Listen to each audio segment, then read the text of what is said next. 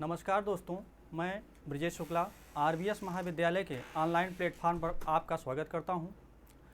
दोस्तों, कल हमने आप लोगों को स्वर से संबंधित वर्णमाला के बारे में बताया और उसी से संबंधित आगे जो बताना चाहता हूं, तो स्वर के संबंध में कुछ बातें आपको नोट करना है, जिसे आप अपने एक नोटबुक में नोट करते चलें। तो आइए देखते हैं कि स्वर से संबंधित जो कुछ चीज़ें और हैं वो है क्या। तो आइए देखें। तो स्वर से संबंधित कुछ महत्वपूर्ण बिंदु इस प्रकार हैं। अर्धस्वर, बात उठती है कि आखिर ये अर्धस्वर है क्या। तो देखिए, जिनके उच्चारण में जीभ या निचला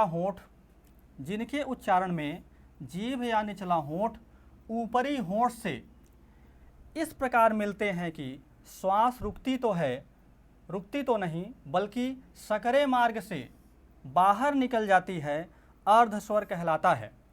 तो हिंदी में अर्धस्वर दो प्रकार के होते हैं, पहला है य और दूसरा है व। परिभाषा हमारी क्या है, एक बार और देखिए आप लोग। तो अर्धस्वर किसे कहते हैं? जिनके उच्चारण में, मतलब जिस वर्ण के या जिस स्वर के उच्चारण में जीभ या निचला होंठ, जो हमारी जिह्वा होती है, और निचला होंठ ऊपर का नहीं बल्कि नीचे वाला जो होंठ होता है, ऊपरी होंठ से नीचे वाला होंठ ऊपरी होंठ से इस प्रकार मिलते हैं कि श्वास रुकती तो नहीं, मतलब जो श्वास हमारी होती है वो रुकती तो नहीं बल्कि सकरे मार्ग से बाहर निकल जाती है। इसे बोलते हैं अर्धस्वर। अर्धस्वर का मतलब होता है, अर्ध का मतलब हुआ आधा और स्वर का मतलब हुआ स्वर। तो ऐसा वर्ण जो आधा उच्चरित हो उसे बोलते हैं अर्धस्वर। हिंदी में य और व को अर्धस्वर बोला जाता है।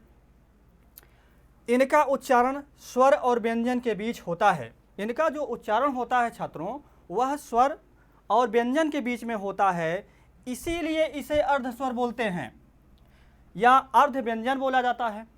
इनका उच्चारण स्वर और व्यंजन के बीच में होता है, इसीलिए इसे अर्धस्वर या अर्ध व्यंजन बोला जाता है। तो परिभाषा समझ में आई आपको? अर्धस्वर अगर आपसे पूछा जाए तो अर्धस्वर आप क्या बताएंगे? जिनके उच्चारण में जीभ या निचला होंठ ऊपरी होंठ से, जीभ या निचला होंठ या ऊपरी होंठ इस प्रकार मिलते हैं कि श्वास जो होती है, जो हमारी प्राणवायु होती है, वो रुकती तो नहीं बल्कि जो सकरा मार्ग होता है उसी से बाहर निकल जाती है। इसे अर्धस्वर बोलते हैं। और आप लोग ध्यान रखिए कि जो हिंदी में अर्धस्वर हैं वह दो प्रकार से हैं। पहला है य और दूसरा है व। य और व ऐसे वर्ण हैं, ऐसे स्वर हैं कि जिनको अर्धस्वर बोला जाता है। आइए आगे देखते हैं। उसके बाद आपका आता है संयुक्त स्वर। संयुक्त व्यंजन और संयुक्त स्वर दोनों में अंतर है। संयुक्त व्यंजन में जब हम लोग पढ़ेंगे व्यंजन, तो संयुक्त व्यंजन की बात वहाँ होगी। क्योंकि यहाँ पे हम लोग पढ़ रहे हैं स्वर, तो स्वर में संयुक्त स्वर कौन कौन से हैं उनको देखते हैं। वे स्वर जो दो या दो से अधिक स्वरों से मिलकर बनते हैं, वे स्वर जो दो या दो से अधिक स्वरों से मिलकर बनते हैं, संयुक्त स्वर कहलाते हैं। वे स्वर जो दो या दो से अधिक स्वरों से मिलकर बनते हैं, संयुक्त स्वर कहलाते हैं। एक स्वर नहीं, दो या दो से अधिक स्वरों से मिलकर बनते हैं, संयुक्त स्वर कहलाते हैं। इनकी संख्या 5 होती है। इसको आप लोग अपने नोटबुक में नोट करते जाएंगे। इनकी संख्या 5 होती है। कौन कौन से? ए, आए, ओ, औ और री। ए, आए, ओ, औ और री। तो संयुक्त स्वरों की संख्या अगर आपसे पूछा जाए तो बताइए इसमें कि संयुक्त स्वरों की संख्या 5 होती है। कौन कौन से हैं? ए है, अय है, ओ है, औ है और री है। ठीक है ना? अब यहाँ पे आपसे ये पूछा जाए कि री तो हिंदी में जो री होती है छोटी री होती है, जिसे लघु री बोला जाता है, और बड़ी री का प्रयोग संस्कृत में होता है, जिसे दीर्घ री बोला जाता है। ठीक है, उदाहरण देखिए, यहाँ पे लिखा हुआ है कि संयुक्त स्वर किसे कहते हैं। तो वे स्वर जो दो या दो से अधिक स्वरों से मिलकर बने हैं। तो 5 प्रकार के हमारे संयुक्त स्वर हो गए। तो भाई ऐसे कौन कौन से स्वर हैं जो मिल करके इन पांचों का निर्माण करते हैं। तो देखिए उदाहरण में अ धन आ छोटा आ धन बड़ा आ बराबर हो जाएगा ए, ठीक है ना। उसके बाद छोटा आ और ए बराबर हो जाएगा ए के, छोटा आ और ए मिलकर के हो जाएगा ए, छोटा आ और ऊ मिलकर के हो जाएगा ओ, छोटा आ और ऊ मिलकर के हो जाएगा ओ, छोटा आ और ओ मिलकर के हो जाएगा आओ। तो यहाँ पे जो संयुक्त स्वर हमारे हैं वह 5 प्रकार के हैं। तो 5 में से बताया गया कि अ धन आ बराबर ए, अ धन ए बराबर ए, अ धन ऊ बराबर ओ, अ धन ओ बराबर औ। तो कहने का तात्पर्य यह है कि दो संयुक्त स्वर दो या दो से अधिक स्वरों से मिलकर बनते हैं। तो दो संयुक्त स्वर कौन कौन से हैं। तो अ और आ मिलकर के ए का निर्माण किया है, मतलब ये स्वर और ये स्वर मिलकर के इस स्वर का निर्माण किए हैं। उसी प्रकार से अ और ए मिलकर के ए का निर्माण किए हैं, मतलब ये भी स्वर है ये भी स्वर है, और दोनों स्वर मिलकर के एक तीसरे स्वर का निर्माण करते हैं। इसे बोलते हैं संयुक्त स्वर। उसी प्रकार से अ और ऊ मिलकर के, मतलब अ स्वर और ऊ स्वर मिलकर के ओ स्वर का निर्माण करते हैं। उसी प्रकार से अ और ओ मिलकर के, मतलब अ स्वर और ओ स्वर मिलकर के अ स्वर का निर्माण करते हैं। तो संयुक्त स्वर समझ में आया। आइए परिभाषा एक बार और देखते हैं। वे स्वर जो दो या दो से अधिक स्वरों से मिलकर बनते हैं संयुक्त स्वर कहलाते हैं। इनकी संख्या छात्रों 5 है। कौन कौन सी। ए, ओ, और री। अब आइए आगे देखते हैं स्वर के प्रकार में। अयोगवाह, कई बार एग्जाम में पूछा गया है कि अयोगवाह है क्या। तो मैं आपको बता दूं, अयोग का मतलब होता है योग्य न होना। अयोग का मतलब होता है छात्रों योग्य न होना, और वाह का मतलब होता है वहन करना। अयोग का मतलब है योग्य न होना, मतलब किसी के भी योग्य न होना, और वाह का मतलब है वहन करना। तो तात्पर्य ये है कि योग्य न होते हुए भी वहन किया जा रहा है, इसे बोलते हैं अयोगवाह। परिभाषा इसकी क्या है, आइए देखते हैं। अनुस्वार एवं विसर्ग लेखन की दृष्टि से, स्वर एवं उच्चारण की दृष्टि से व्यंजन होते हैं। चूंकि ये ना तो स्वर होते हैं, देखिए ना तो स्वर होते हैं और ना ही व्यंजन होते हैं, मतलब ना तो ये स्वर होते हैं और ना ही ये व्यंजन होते हैं, इसलिए अयोगवाह कहा जाता है। ध्यान दीजिए कि ना तो स्वर होते हैं और ना ही व्यंजन होते हैं, लेकिन फिर भी हिंदी में इनका प्रचलन चल रहा है। तो ऐसा क्यों है। तो यहाँ पे देखिए, चूंकि ये ना तो स्वर होते हैं और ना ही व्यंजन होते हैं, इसलिए अयोगवाह कहा जाता है। हिंदी में अयोगवाह की संख्या 2 है।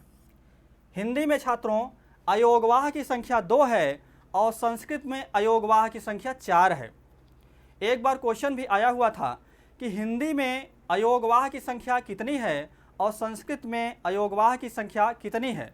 तो यहाँ पे हिंदी में अयोगवाह की संख्या 2 मानी गई है, वो है अंग और आहा, जिसको हम लोग अभी स्वर, पिछली क्लास में हम लोग स्वर के संबंध में जब हम लोग पढ़ रहे थे उसमें बताया गया था कि अयोग अंग और आहा है क्या।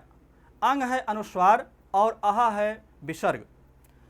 तो अयोगवाह यहाँ पे हिंदी में 2 प्रकार के हैं, अंग और आहा। और उसके बाद संस्कृत में अगर बात की जाए तो संस्कृत में अयोगवाह की संख्या 4 है, अंग और आहा, और उसके बाद जिह्वा मूली और उपबधमा नीय, ये कुल मिलाकर 4 हो जाते हैं। उसके बाद देखिए अगला पॉइंट है कि हिंदी भाषा में मूल स्वरों की संख्या 4 होती। अच्छा, एक चीज़ आप लोगों को ध्यान दिए हैं कि अयोगवाह समझ में आया कि नहीं? एक बार परिभाषा इसकी और देख लीजिए कि अनुस्वार एवं विसर्ग, ठीक है ना।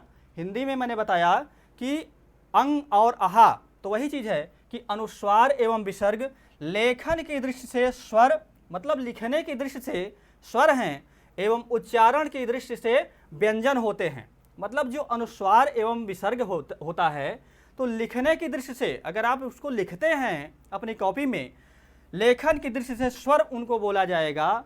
अगर आप अपने मुंह से उनका उच्चारण करते हैं तो उच्चारण की दृष्टि से व्यंजन होते हैं, ठीक है ना।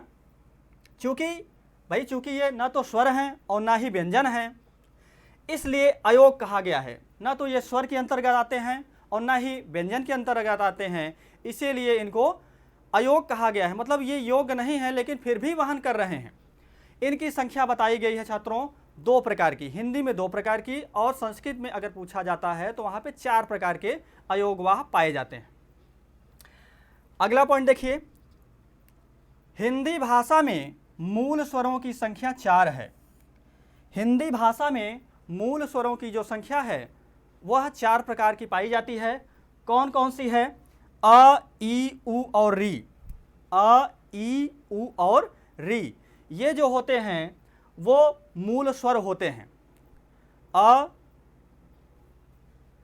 ई, उ और री, छोटा आ, छोटी ई, छोटा उ और छोटी री, यह 4 प्रकार के जो स्वर हैं यह मूल स्वर कहलाते हैं। अगला पॉइंट देखिए कि हिंदी में दीर्घ स्वरों की संख्या 7 होती है। हिंदी में दीर्घ स्वरों की संख्या 7 होती है और लघु स्वरों की संख्या 4 होती है।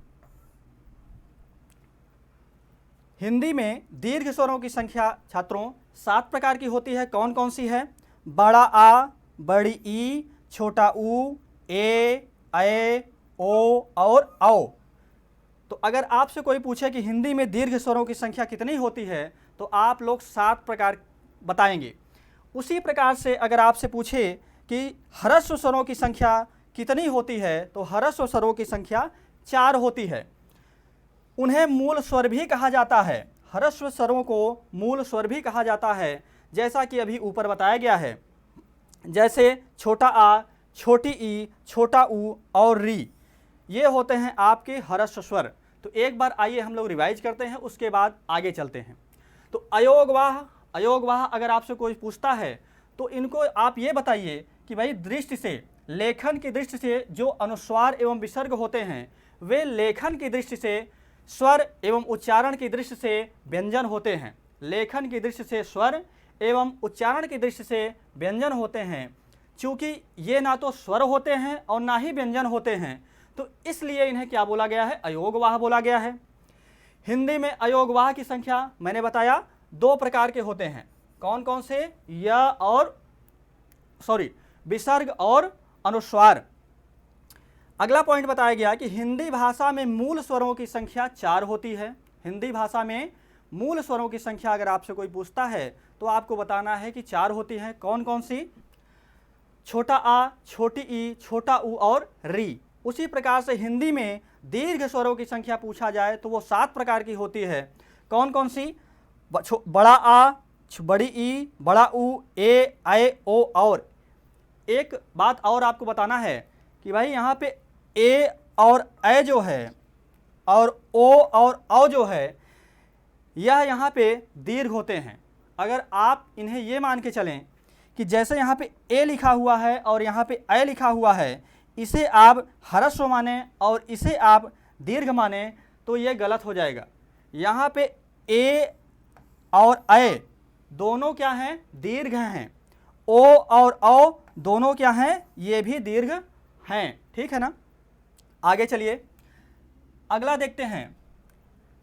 अब यहाँ से जो स्वर का टॉपिक था छात्रों वो ख़त्म हुआ। अब हम लोग देखते हैं कि व्यंजन क्या है। जैसा कि हम लोगों ने स्वर में पढ़ा है कि भाई स्वर जो होते हैं वह पूर्णतः स्वतंत्र होते हैं और उनके उच्चारण में किसी का अवरोध नहीं पाया जाता।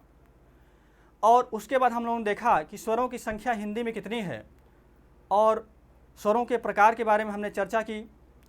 स्वर के प्रकार कितने होते हैं, तो जीभ के प्रयोग के आधार पे, उच्चारण के प्रयोग के आधार पे हम लोगों ने चर्चा की उसके संबंध में। अब हम लोग आते हैं कि व्यंजन क्या है, तो आइए देखते हैं कि व्यंजन होते क्या हैं और यह कितने प्रकार के होते हैं। तो व्यंजन वह ध्वनियाँ हैं, आपको बताया गया है कि व्यंजन क्या है, पहले ही क्लास में मैंने बताया था कि व्यंजन क्या है। तो व्यंजन वे होते हैं ऐसे वर्ण जिनके उच्चारण में स्वर हमेशा लगे रहते हैं। बिना स्वरों के व्यंजन का भाव आ ही नहीं सकता। जैसे मान लीजिए कोई उदाहरण है आपके पास, अगर क शब्द में अगर आपसे ये कहा जाए कि भाई बिना स्वर लगाए इसको आप उच्चरित करिए, बिना स्वर लगाए आप इसको उच्चरित करिए, तो आप उसमें बिना स्वर लगाए उसका उच्चारण सही तरीके से कर ही नहीं पाएंगे। जैसे क में क बोलने के बाद अंत में अ जरूर निकलता है, हमारे मुख से अ जो है वो जरूर निकलता है। तो अगर ऐसा न करने के लिए बोला जाए और तब आपसे ये कहा जाए कि क का उच्चारण करिए, तो क्या यह संभव है? बिल्कुल संभव नहीं है। तो व्यंजन में व्यंजन बिना स्वर की सहायता के बोल ही नहीं सकते। जैसे क में अगर अ न लगाया जाए तो आप उसका सही तरीके से उच्चारण कदापि नहीं कर पाएंगे। तो परिभाषा देखिए कि व्यंजन वह ध्वनियाँ हैं जिसका उच्चारण स्वरों की सहायता से होता है। ठीक है ना? व्यंजन वह ध्वनियाँ हैं जिसका उच्चारण स्वरों की सहायता के बिना संभव ही नहीं है। इसके लिए स्वरों की मदद लेनी ही पड़ती है, व्यंजन कहलाते हैं। ऐसे जो वर्ण होते हैं वह व्यंजन कहलाते हैं, और जो आपके स्वर होते हैं वह स्वतंत्र होते हैं। उनके आगे पीछे, जैसे अगर आपको अ बोलना है तो अ सिर्फ बोल दिए, उसके न तो आगे कुछ है और न ही बाद में कुछ है। लेकिन व्यंजन में व्यंजन का कोई भी वर्ण अगर आपको बोलना है, चाहे वह क हो, चाहे म हो, चाहे प हो, उसके अंत में स्वर जरूर लगे रहते हैं। अब देखिए, अब स्वर कौन कौन से हैं, ऐसे कौन से स्वर हैं जो व्यंजन के बगल में या उनके साथ लगे रहते हैं। तो छोटा आ, बड़ा आ, छोटी ई, बड़ी ई, ऊ, छोटा ऊ, बड़ा ऊ, ए, आए, ओ, औ और री, ये सारे जो स्वर होते हैं ये व्यंजनों के बगल में या उनके साथ जुड़े होते हैं। अब आइए देखते हैं कि व्यंजन के प्रकार कितने होते हैं। तो व्यंजन के कई प्रकार होते हैं, व्यंजन के कई प्रकार होते हैं। उन प्रकारों में से आइए देखते हैं कितने प्रकार हैं। पहला है स्वर तंत्र में श्वास। पहला है स्वर तंत्र में श्वास का कंपन या घोषत्व के आधार पर, तो घोषत्व के आधार पे अगर आपसे पूछता है कि स्वर के व्यंजन कितने प्रकार के होते हैं, तो आपको बताना है 2 प्रकार के। कौन कौन से? घोष और अघोष। कौन कौन से हैं? घोषत्व के आधार पे अगर आपसे पूछे कि व्यंजन कितने प्रकार के हैं छात्रों, तो आपको बताना है 2 प्रकार के व्यंजन होते हैं, घोष और अघोष। तो घोष को सघोष भी बोला जाता है, घोष को सघोष भी बोला जाता है। यह 2 प्रकार के हैं। घोषत्व के आधार पर अगर व्यंजन पूछा जाए तो घोषत्व के आधार पर 2 प्रकार के व्यंजन पाए जाते हैं। कौन कौन से? घोष और अघोष। पहला है अघोष। घोष का मतलब होता है छात्रों कि आवाज होना। घोष का मतलब होता है उद्घोष होना, आवाज होना। जैसे हम लोग माइक या किसी के लाउड स्पीकर से जो आवाज होती है तो उसको हम लोग बोलते हैं आवाज। ठीक है ना? वही क्या होता है? वही घोष है। घोष का मतलब होता है घोषणा करना। मतलब घोषणा अगर हम लोग कोई बात करते हैं या कोई समाचार जैसे कि पत्रिकाओं में निकलता है तो हम लोग क्या करते हैं कि उद्घोषणा करते हैं।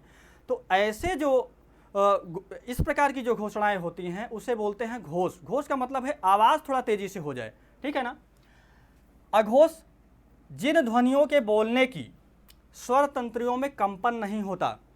अगर आप कोई वर्ण बोल रहे हैं, कोई शब्द बोल रहे हैं, अगर उसमें कंपन नहीं हो रहा है, मतलब आवाज़ नहीं है, तो उसे बोलते हैं अघोष। ठीक है ना? ऐसे व्यंजनों को क्या बोलते हैं? अघोष व्यंजन बोलते हैं। जिन ध्वनियों के बोलने की स्वर तंत्रियों में कंपन नहीं होता, मतलब उसमें एक प्रकार से ऊर्जा नहीं होती, तो उसे क्या बोलते हैं? अघोष बोलते हैं। जैसे जैसे अब ये समझ में आया कि भाई अघोष व्यंजन मतलब ऐसा कौन कौन सा व्यंजन है जिनमें आवाज़ नहीं होती। तो देखिए, सभी वर्गों के पहले, सभी वर्ग कौन कौन से हैं? सभी वर्गों के पहले और दूसरे व्यंजन, सभी वर्गों के पहले और दूसरे वर्ग आप लोगों को पता है, क वर्ग, च वर्ग, प वर्ग, ता वर्ग ना। तो उसी की बात कर रहा है कि सभी वर्गों के पहले, कोई भी वर्ग हो, चाहे क वर्ग हो, चाहे प वर्ग हो, चाहे च वर्ग हो, तो उसके पहले और दूसरे व्यंजन, पहला व्यंजन और दूसरा व्यंजन, जैसे यहाँ पे देखिए क, ख, च, छ, मतलब हर वर्ग का पहला, उसके बाद ह, ठ, त, थ, प, फ तथा स, ख, स और फ आदि ऐसे व्यंजन हैं जिनके उच्चारण में आवाज़ होती ही नहीं। ठीक है ना। देखिए, जैसे भाई लिखा है इसमें कि ऐसे जो व्यंजन जिनके उच्चारण में आवाज़ ही नहीं होती उन्हें अघोष व्यंजन बोला जाता है कि नहीं। अब यहाँ पे कौन कौन से ऐसे व्यंजन हैं? तो यहाँ पे बताया कि सभी वर्गों के पहले क, ख, ग, घ, अंगा, ठीक है ना, क, ख, ग, घ, अंगा, इसमें पहला और दूसरा वर्ण कौन सा है? क और ख है, क और ख है। उसी प्रकार से च वर्ग में क्या है? च और छ है। उसी प्रकार से त वर्ग में क्या है? यहाँ पे ट होगा, ट, ठ। उसी प्रकार से यहाँ पे ट होगा, त और थ। उसके बाद प और फ, ये पहला और दूसरा व्यंजन, तथा स, ख, स और फ आदि, मतलब ये ऐसे व्यंजन हैं। कहने का भाव यह है कि यहाँ पे अगर हम संख्या ले लें पकड़ने के लिए कि पहला और दूसरा व्यंजन मतलब 12, 1 और 2 का मतलब क्या हुआ कि 12, 12 के अंतर्गत जो वर्ण आएंगे वो क्या होंगे? अघोष वर्ण होंगे। और उसके साथ साथ 12 के साथ साथ 12 का मतलब है कि हर वर्ग का पहला और दूसरा व्यंजन, ठीक है ना। उसके बाद उसके साथ साथ स, ख, स और फ। स का मतलब यहाँ पे क्या है? ये तालव्य स है। ये जो पेट फाड़ने वाला स है, खटखुड़वा जिसे हम लोग बोलते हैं, यह कौन सा स है? मूर्धन्य स है। उसके बाद स यहाँ पे लिखा हुआ है, सरौता वाला स जिसे हम लोग बोलते हैं, तो सरौता वाला स ये नहीं है, इसका शुद्ध उच्चारण क्या होगा? दंत से, दंत्य स। तो यहाँ पे तालु, तालव्य स, मूर्धन्य स और दंत स, ये भी क्या हैं? ये भी अघोष हैं, ठीक है ना, इनमें भी आवाज़ नहीं होती। उसके बाद आइए देखते हैं दूसरा नंबर, दूसरा व्यंजन सघोष, सघोष या घोष, सघोष या घोष।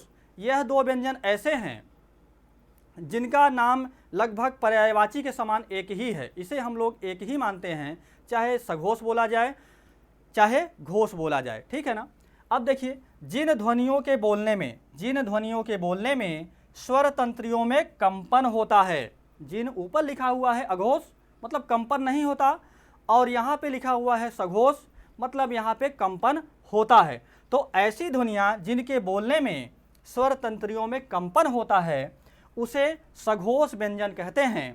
जैसे सभी वर्गों की, वही जो अभी ऊपर बताया गया कि क वर्ग, च वर्ग, त वर्ग, प वर्ग, तो इसी प्रकार से सभी वर्गों के तीसरे, चौथे और पांचवी वर्ण, यहाँ पे पर्ण लिखा हुआ है, गलत है, यहाँ पे वर्ण हो जाएगा पांचवें वर्ण। जैसे अब देखिए कौन कौन सा? तीसरे, चौथे और पांचवें। इसका मतलब ये हुआ कि अगर हम इसे ये कहें इनकी संख्या कितनी है? 31, इनकी संख्या कितनी है? 31 है। और यहाँ पे अघोष वर्णों की संख्या कितनी है? तो इनकी संख्या है 13। अघोष वर्णों की संख्या कितनी है? 13 है। और सघोष वर्णों की संख्या कितनी है? वो 31 प्रकार की है। उसके बाद देखिए इनकी संख्या 345। जैसे अभी सघोष में हम लोग पढ़े हैं कि भाई यहाँ पे अगर 12 हम याद कर लें, ठीक है ना, तो 12 के साथ में स, ख, स लगा हुआ है। तो ये जो वर्ण होते हैं हर वर्ग के पहला और दूसरा, ठीक है ना, तो 12 याद कर लिए। और उसके बाद यहाँ पे स, ख, स, तो कहने का मतलब ये है कि अगर इतना हमको याद है तो सघोष पकड़ने में कोई दिक्कत नहीं होगी। उसी प्रकार से सघोष में क्या है कि 345, अगर हमें 345 याद है, ठीक है ना, 145 याद है तो हमको यहाँ पे सघोष वर्ण पकड़ने में कोई भी दिक्कत नहीं होगी। इनकी संख्या आपको याद रखना है, कितना है? 31।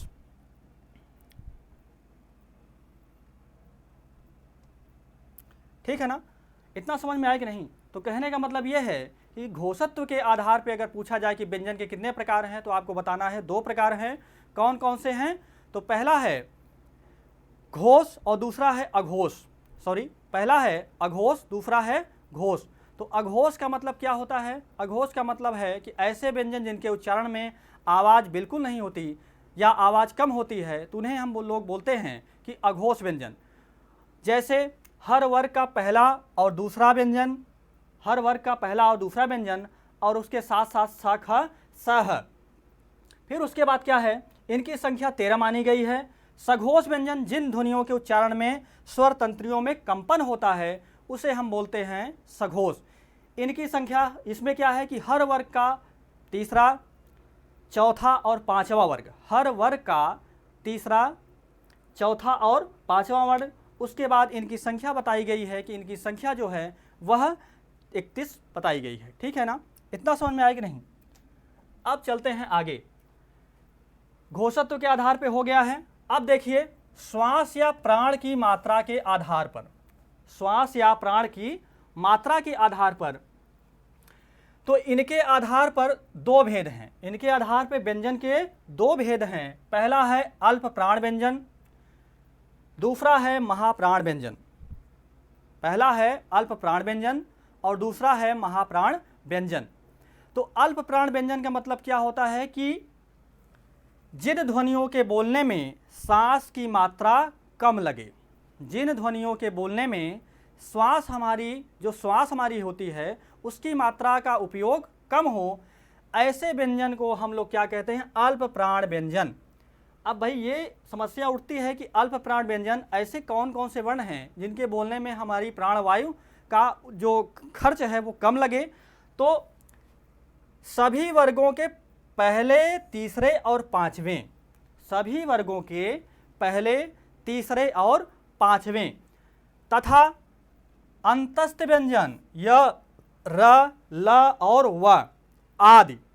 कहने का भाव यह है कि अल्प प्राण व्यंजन उन्हें कहते हैं कि जिन ध्वनियों के बोलने में सांस की मात्रा कम निकलती है उसे अल्प प्राण व्यंजन कहते हैं। जैसे सभी वर्गों के पहला, तीसरा और पांचवा वर्ण तथा उसके साथ साथ य, र, ल और व आदि। तो कहने का मतलब ये है कि अगर हम 135 याद कर लें, जैसे वहाँ पे अघोष में क्या हुआ था, हम लोग 12 याद कर लिए, सघोष में क्या है हम लोग 345 याद कर लिए, उसी प्रकार से अल्प प्राण में हम लोग क्या करते हैं कि 135 को अगर ध्यान रखेंगे, 135 को ध्यान रखेंगे और उसके साथ में अंतस्थ व्यंजन या, र, ल, व को जोड़ देंगे तो यह क्या कहलाएगा? यह अल्प प्राण व्यंजन कहलाएगा। आगे देखिए महाप्राण व्यंजन क्या है? तो महाप्राण, अल्प का मतलब होता है थोड़ी प्राणवायु और महाप्राण का मतलब क्या होता है? ज़्यादा प्राणवायु। देखिए जिन ध्वनियों के बोलने में सांस की मात्रा अधिक लगती है, ठीक है ना, ऊपर बताया गया है कि सांस की मात्रा कम लगती है और नीचे बताया गया है कि सांस की मात्रा अधिक लगती है। तो जिन ध्वनियों के बोलने में श्वास की मात्रा अधिक लगे उसे महाप्राण व्यंजन कहते हैं। जैसे सभी वर्गों के दूसरे और चौथे वर्ण, सभी वर्गों के दूसरे और चौथे वर्ण तथा इसके साथ साथ स, ख, स, ह आदि। ठीक है ना? इसके साथ साथ अंतस्थ ऊष्म व्यंजन, ठीक है ना, इसके साथ साथ ऊष्म व्यंजन, ऊपर अंतस्थ व्यंजन लगा हुआ है 135 के साथ, ठीक है ना, हर वर्ग का पहला, तीसरा और पांचवा वर्ग, उसके साथ साथ अंतस्थ व्यंजन य, र, ल, व, ये भी क्या है? अल्प प्राण के उपयोग से बोले जाते हैं। उसके बाद महाप्राण व्यंजन है, इसमें बताया गया है कि हर वर्ग का, इसमें चूंकि प्राणवायु अधिक लगती है तो ऐसे कौन कौन से व्यंजन हैं? तो हर वर्ग के दूसरे, चौथे, मतलब कहने का ये है कि अगर 24 हमको पता है दूसरे और चौथे वर्ण तथा स, ख, स, यहाँ पे अगर हमको 24 पता है तो और उसके बाद उस व्यंजन पता है स ख स ह, तो इसको पहचानने में या पकड़ने में हमको कोई दिक्कत नहीं होगी। इतना समझ में आया? आगे देखते हैं। ठीक है ना। अभी यहाँ पे प्राणत्व के आधार पे हम लोग देख रहे थे कि अल्प प्राण और महाप्राण व्यंजन के बारे में जानकारी प्राप्त किए।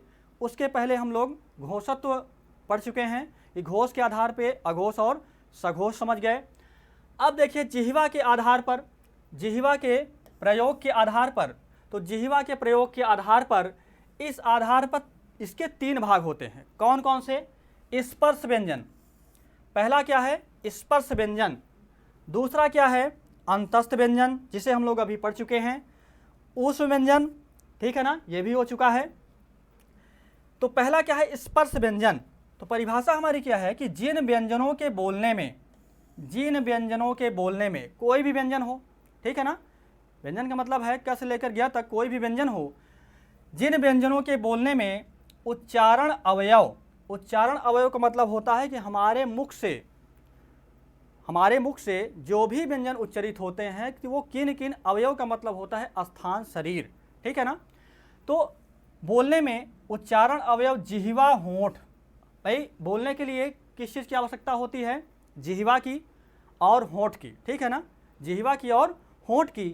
तो बोलने में उच्चारण अवयव जिह्वा, होंठ दूसरे उच्चारण अवयव को छूता है, उसे स्पर्श व्यंजन कहते हैं।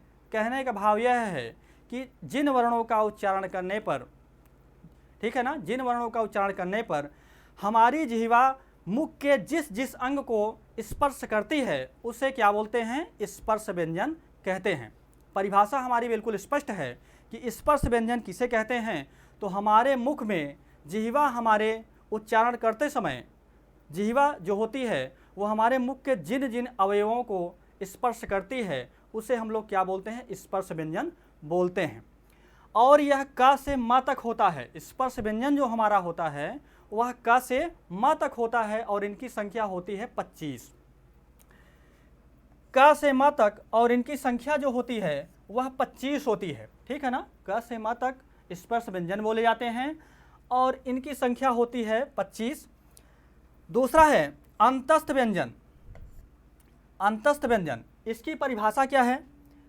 जिन व्यंजनों के बोलने में श्वास का रुकावट कम होता है।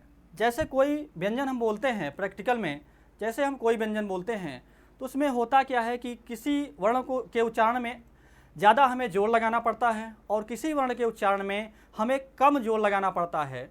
तो अगर ऐसे वर्ण, तो जिनके उच्चारण में कम जोर लगाना पड़े, मतलब श्वास का रुकावट कम होता है, ठीक है ना, उसे क्या बोलते हैं? अंतस्थ व्यंजन। अंतस्थ व्यंजन का मतलब होता है कि श्वास का जो रुकावट होता है वह कम होता है।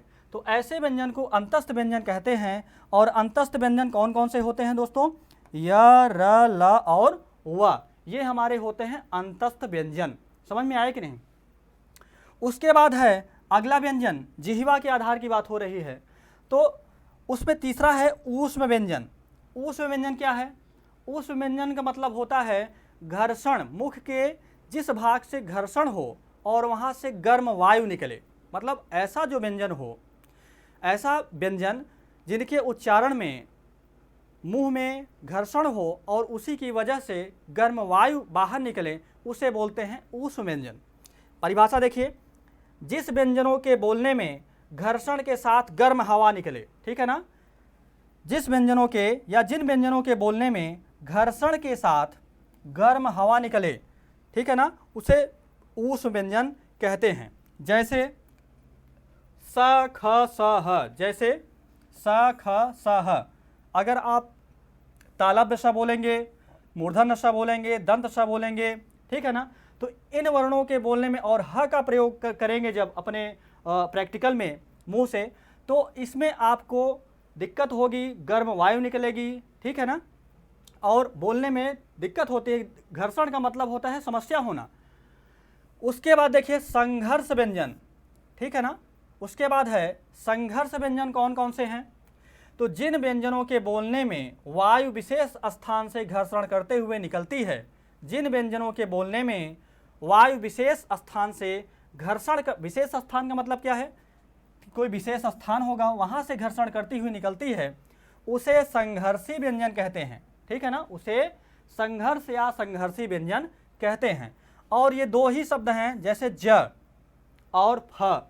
ज और फ ऐसे शब्द हैं जिनके बोलने में वायु विशेष स्थान से घर्षण करते हुए निकलती है। अगला है उत्क्षिप्त व्यंजन। अगला क्या है दोस्तों, उत्क्षिप्त व्यंजन। तो जिन व्यंजनों के उच्चारण में जिह्वा ऊपर नीचे होती रहती है। उत्क्षिप्त का मतलब क्या होता है कि जिह्वा हमारी कभी ऊपर और कभी नीचे। तो जब ऊपर नीचे हमारी जिह्वा होती है तो ऐसे जो व्यंजन होते हैं उनका उच्चारण उत्क्षिप्त व्यंजन कहलाता है। जैसे ड और ढ, ड और, यहाँ पे मिस्टेक हो गया है, ड और ढ। ड और ढ हिंदी के विकसित व्यंजन भी हैं। ड अगर आप बोलेंगे, मुख से जब अपने ड बोलेंगे और ढ का प्रयोग करेंगे तो स्वाभाविक है कि जो हमारी जिह्वा होगी वह ऊपर नीचे जरूर लड़खड़ाएगी। ठीक है ना, तो ऐसे जो व्यंजन होते हैं ड और ढ, वह क्या कहलाते हैं, उत्क्षिप्त व्यंजन कहलाते हैं। ड और ढ हिंदी के विकसित व्यंजन हैं। ठीक है ना, ये संस्कृत भाषा से नहीं आए हैं बल्कि हिंदी से क्या है, विकसित मतलब विकास होकर, हिंदी का विकास होकर इनका विकास हुआ है। तो ये संस्कृत में नहीं थे। ध्यान दीजिए कि ड और ढ जो है ये हिंदी के विकसित, मतलब हिंदी जो है अपने से विकसित करके इनको प्रयोग में लाई है, बल्कि संस्कृत में ये नहीं थे। उसके बाद देखिए नोट। नोट में क्या है कि य व अर्धस्वर हैं। ठीक है ना, य व, यहाँ पे अर्ध होगा, य व अर्धस्वर हैं। अर्धस्वर आपको पता ही है कि वह ध्वनि जो कभी स्वर और कभी व्यंजन होती है उसे बोलते हैं अर्धस्वर। अब आइए अगला देखते हैं कि र। नोट में आप लोग नोट करते चलिएगा, अपने नोटबुक में नोट करते चलिएगा कि र क्या है, लुंठित। र को क्या बोलते हैं, लुंठित व्यंजन। ठीक है ना, जिसके उच्चारण में जीभ तालु से लुढ़क कर स्पर्श करे।